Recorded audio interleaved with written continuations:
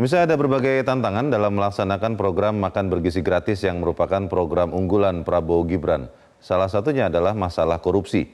Bagaimana mengatasi tantangan itu? Kita akan membahasnya bersama dengan Guru Besar IPB University, Profesor Dwi Andrea Santosa. Prof. Dwi, selamat pagi. Selamat pagi, Mas.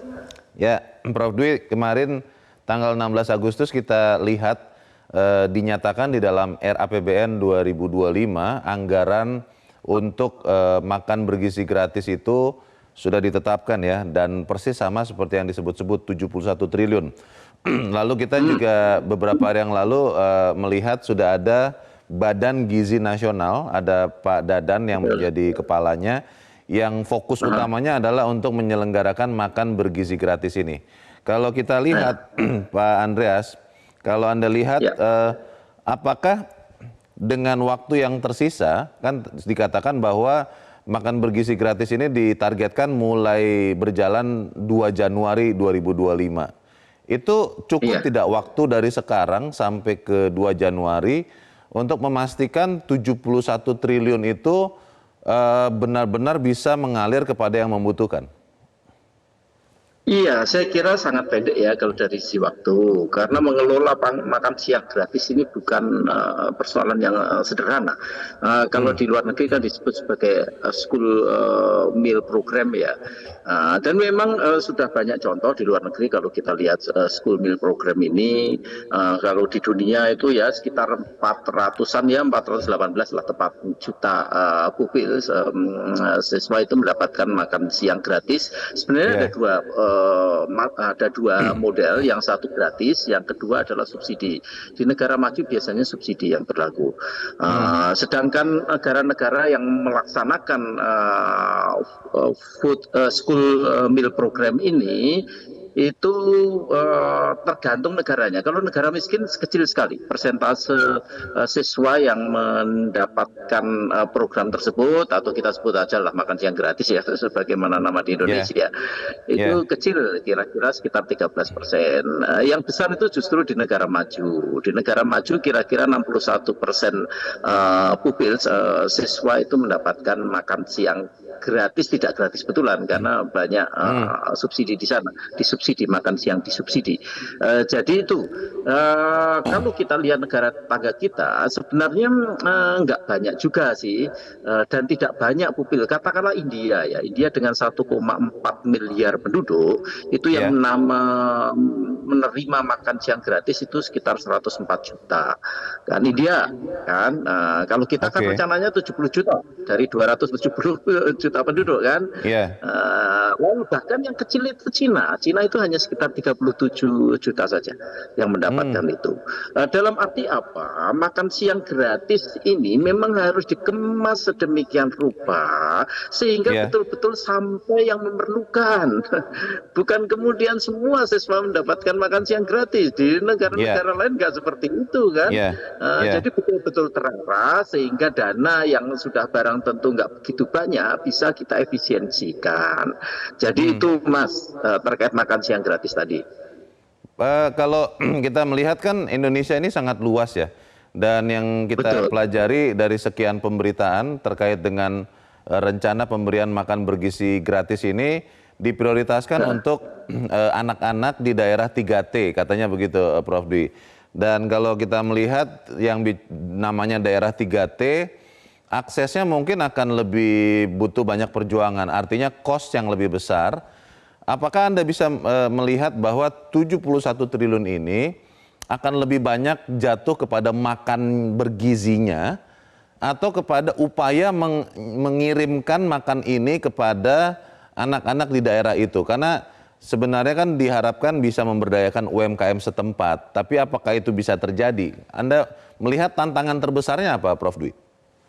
Iya, sudah barang tentu masalah infrastruktur ya. Kalau 3T ya sudah barang tentu kita akan terkendala dengan masalah infrastruktur. Tapi kalau dari maksudnya sih betul. Dalam arti memang arahnya harus ke sana. Bukan semuanya mendapatkan makanan bergizi gratis tersebut, sudah barang tentu. Sehingga targeted untuk kelompok-kelompok wilayah-wilayah tertentu, sudah barang tentu itu yang sangat penting. Kan? Dan sudah barang tentu faktor infrastruktur infrastruktur ini akan menjadi kendala, sehingga harga untuk setiap wilayah bisa berbeda-beda.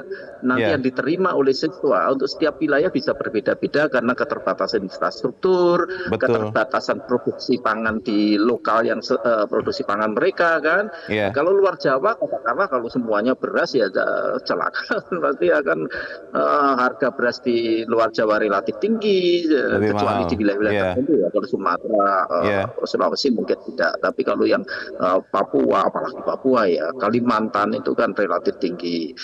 Sehingga itu kendala-kendala besar yang perlu diatasi dan itu perlu waktu. Hmm, Memang betul program makanan bergizi gratis ini bisa memicu peningkatan lapangan kerja. ya. Kalau kita lihat studi-studi yang misalnya yang dilakukan World Food Program ya, untuk setiap 100.000 siswa yang akan diberi makan gratis itu akan menciptakan lapangan kerja sekitar 1.000 sampai 2.000. Sehingga kalau Oke. ini betul dilaksanakan untuk 70 Mm-mm. juta, katakanlah kalau itu betul kan, ya Ya, berarti akan tercipta lapangan kerja sekitar 1 sampai 1,5 juta. Jadi dari sisi penciptaan lapangan kerja iya. Nah, lalu sekarang dari sisi pemberdayaan wilayah, ini yang saya kira teramat penting terkait mm, program ini.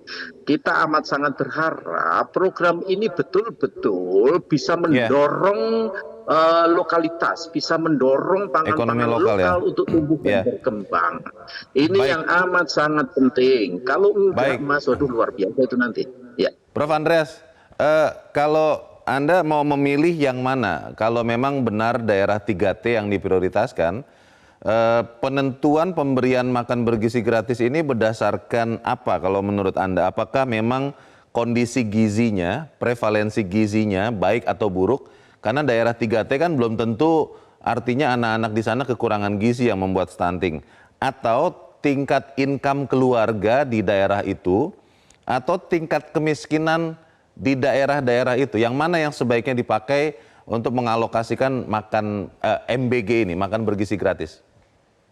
Iya, sudah barang tentu aspek ketahanan pangan penting ya. Ketahanan pangan ini yang dimaksud ada 4 parameter ya.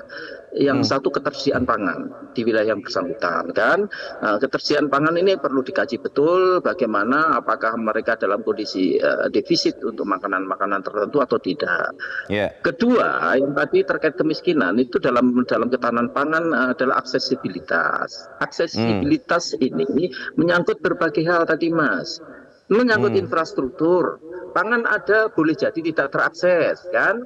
ya, Pangan ada dan terakses boleh jadi tidak bisa dibeli karena apa? betul, Kapasitas masyarakat untuk ya, membeli bahan pangan tersebut rendah.